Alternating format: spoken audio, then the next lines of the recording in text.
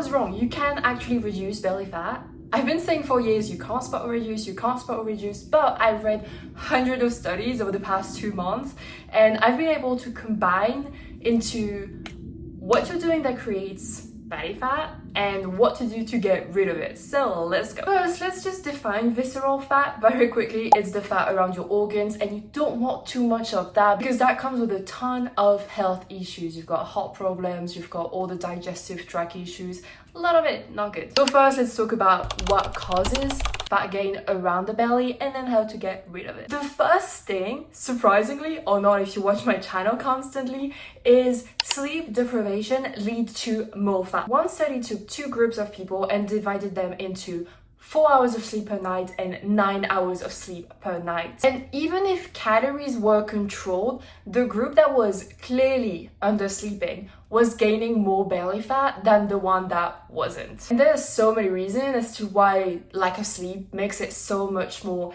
difficult to lose belly fat, but also makes it easier to gain it. Because when you haven't slept enough, what happens? You tend to skip the workouts, have no energy, and actually crave the food that is going to give you quick rush of energy. So I'm talking about all the sugary stuff, all the quick carbs, and even the high calorie fatty food.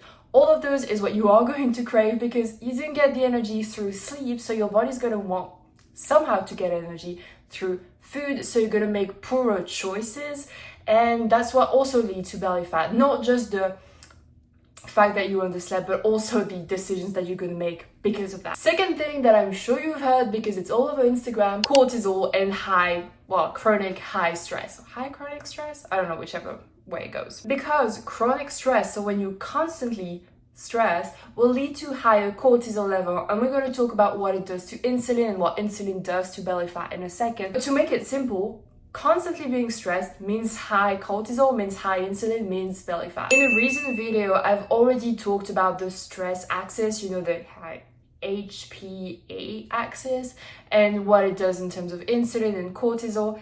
That's basically that. I don't want to get back into it because there were so many words that I could not just say. Third thing, surprisingly, as I've just mentioned a couple minutes ago, a bad diet, especially bad quality diet, and a lot of added sugar. So many studies. I think I made a video about what sugar does to you. So many studies show that sugar, 1, isn't good for you, 2, will increase fat storage, especially around the stomach, which you don't want. Whether it's for aesthetic or health, you don't want a lot of it. And one of the reasons is high sugar leads to a lot of a big blood sugar spike, right? And that needs to be taken care of by insulin. I'm going to get into insulin in a second. We have a dedicated chapter on that. But that means that you will have high insulin level, and that creates insulin resistance. My diabetics know what it's all about. And that will make your body basically turn into fat storage mode instead of using the energy. Besides, sugar does have a tendency to put you into a calorie surplus, which means that you are going to slowly or not so slowly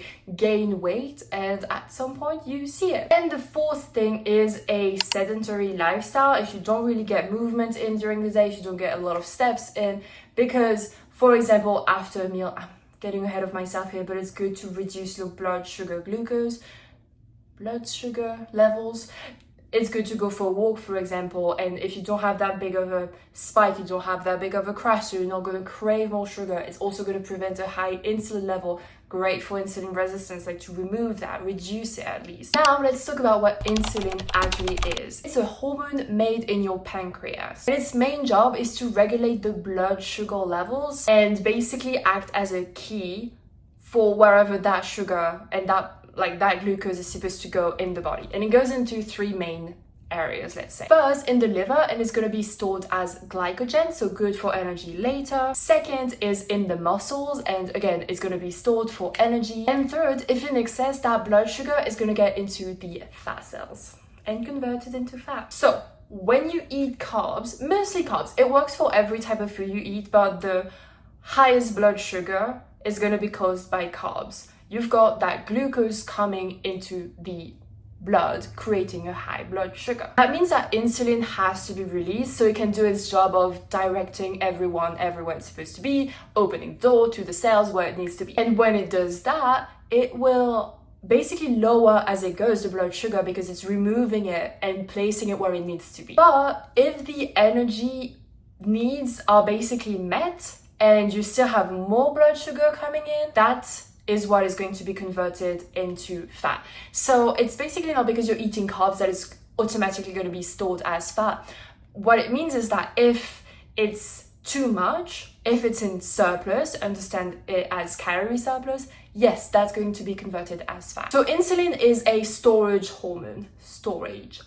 It will not only just like put everything everywhere it needs to be. When it comes to fat, it's going to decide if this is going to be stored or if this is going to be converted into energy, so you burn the fat. And this is why if you have a chronically high insulin level, you will have a harder time to actually use that fat to be burned and to be used and to basically burn the fat, right? Now, from that constant high insulin level, which is due to high blood sugar level, right, that is going to lead to insulin resistance. You know, it basically is like, for example, if you take melatonin, a specific medication, specific drugs, over time, you will need a higher amount if you want to have the same effect. That's basically what insulin resistance is. It's the same thing. Cell will not open the door to glucose as easily as it did before, and the pancreas will have to compensate by creating or releasing more insulin. If these cells are not open for the glucose as it used to be because of that resistance, it means that you will have constant high blood sugar, which isn't good because that leads to pre-diabetes or even like actually being diabetic. All that to say that high insulin level, especially constant chronic high insulin level, leads to belly fat storage because, yeah, as I've forgotten to mention, when you do have that, you know, get into that storage mode because you're in the surplus, it mostly gets around the belly. And the reason why is mostly because that is where it's mostly, sensitive to insulin. That's the part of the body that is most sensitive to it, and that's why it gets into storage mode there more easily. And now we are going to get into how to lose belly fat, because it is very linked to that hormone anyway. So when you lower insulin, you also help with the, you know, getting your body into fat burning mode, therefore losing belly fat. But I really want to stress the fact that all of this comes from a calorie surplus. It's not that hormone or cortisol or all of that that will lead to, you know, you being, how do they say that on Instagram? Locked into fat storage mode. It's not about that. It really is about calorie surplus. I'm a personal trainer, so the first thing I'm going to tell you to do in terms of the protocol to reduce belly fat is exercise and movement. I've read a lot of studies, and all of them, whether it's for example, obese adolescent all the way to like older adults, all of them said that a combination of resistance training, so go to the gym or lift some dumbbells at home, and cardio will do the best, it's the best combination in order to lose belly fat and to reduce insulin as well. So that's exactly what you're going to do. Second thing, sleep hygiene. Obviously, I keep telling you about it. It's not a joke. You need to prioritize sleep because it will make the all other area of your life so much easier, and especially fat loss, especially fitness, especially health. Besides, exercise also leads to you, first of all, being tired, so you're gonna want to go to sleep, and better sleep quality. So combining just those two out of the entire protocol, that's a good place to start. You start with some exercise, even if it's a walk, and prioritizing sleep, making sure you get 7.5 hours minimum. I like 8 hours, but it's up to what you can do right now. 7.5 hours to 9 hours, that's the range I really recommend. Over that's a bit too much. Under that, definitely too low. But as we've seen, sleep and lack of sleep increases belly fat. So if you prioritize it, it should reverse it really quickly. And I've seen so many studies, by the way, I keep talking about this one, that shows that, when you sleep enough, so let's say two groups, one that sleeps under 6 hours, the other one sleeps 8. The group that sleeps 8 hours always, for same calorie deficit, loses more fat than the one who doesn't sleep enough. Third thing, as I said, stress leads to high cortisol, therefore high insulin. Those are linked, and that leads to belly fat. So if you manage to reduce stress, first of all, it will make your life easier and you will feel better, but it will also help with reducing insulin, reducing cortisol first, then insulin, and then help with getting into fat burning mode, so reducing belly fat.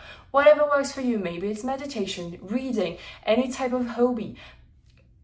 Walking and working out will help with stress anyways, especially running or at least walking outside, like in the forest, because I don't remember the name of the hormone being released by the trees, but they have like specific stuff they release that will reduce stress. So that is the first thing you can do. It's very easy. That combines everything. You don't have to do like multiple things all at once. You can just make it easy for you and realize, okay, I'm going to do movements by going for a walk in the forest, and that's also going to reduce my stress, and that's going to help me like sleep better. So it's just like that chain.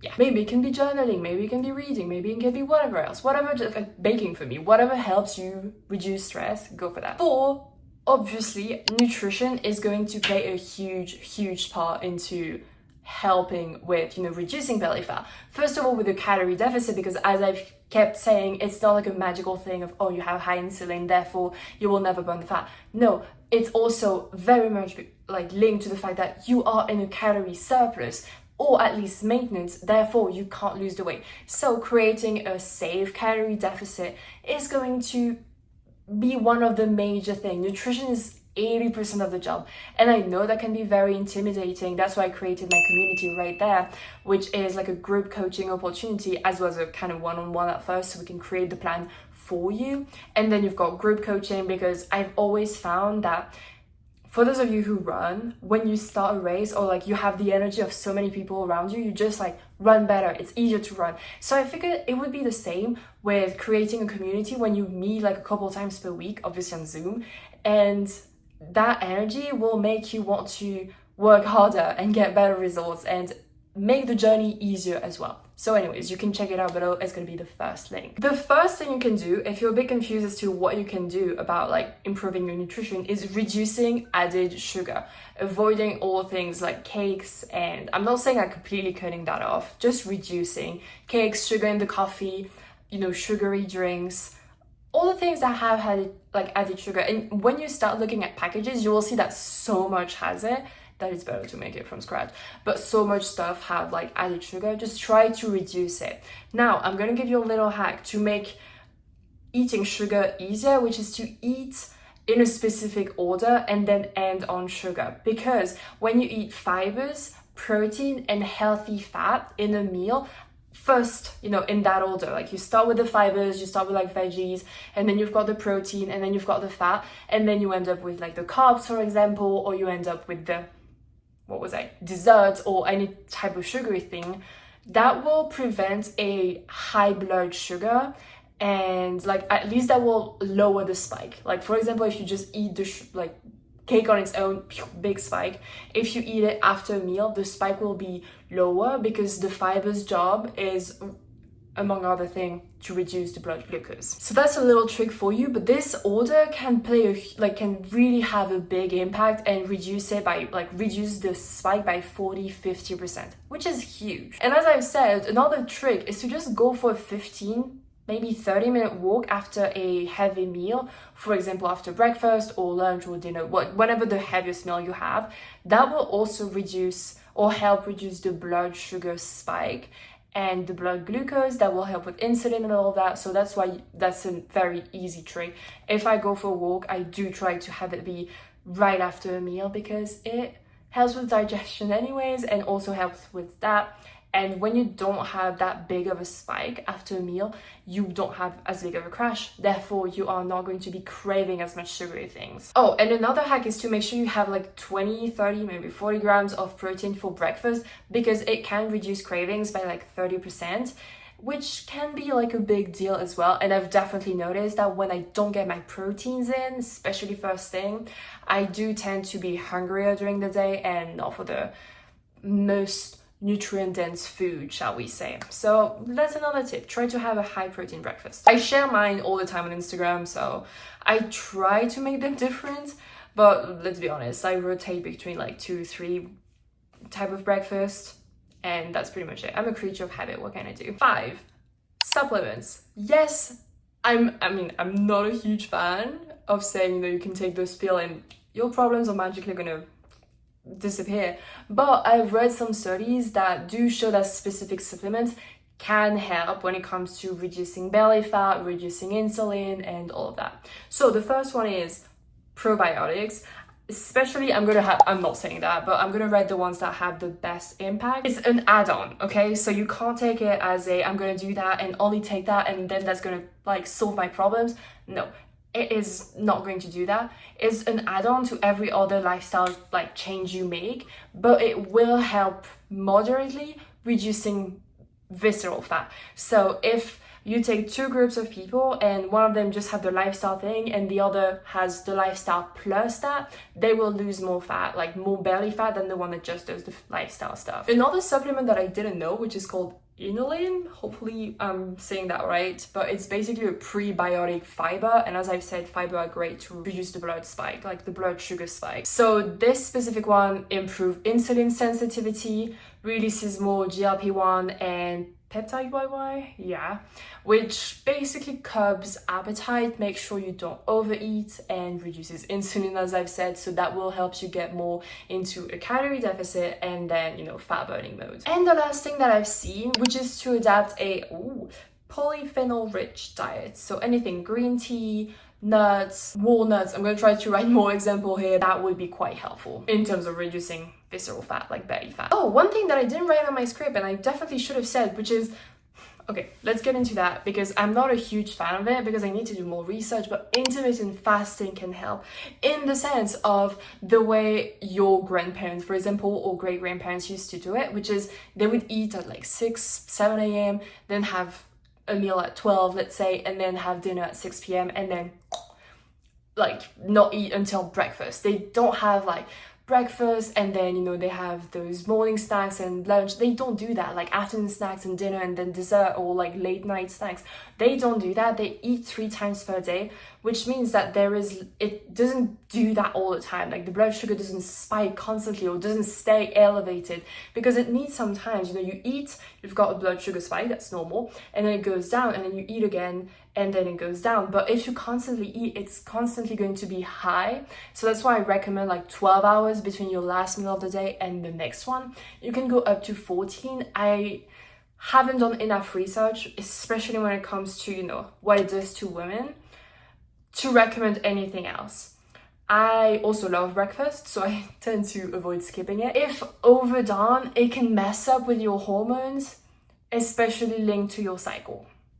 That's why I really don't recommend like intermittent fasting as a 16-8 or whatever other people do.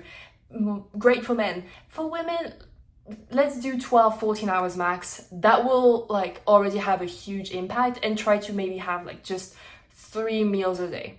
And have bigger meals, obviously, so you still have like enough food, but just 3 meals a day would be more helpful. Now, big picture, that does not mean that insulin or cortisol or all of that are the enemy, okay? It's hormones created by your body. Everything has a specific job. As always, the main problem is if you overdo it. So you don't want to overdo it, right? What you want to do is keeping the levels into a healthy range, which, as I've said, includes movement, sleep, good nutrition, trying not to overeat, especially not eat too much, too many times per day, managing your stress. Oh, and obviously some add-on support like the probiotic or prebiotic that I've mentioned, that can help. But you can't just like take this one and say, I'm gonna just do that.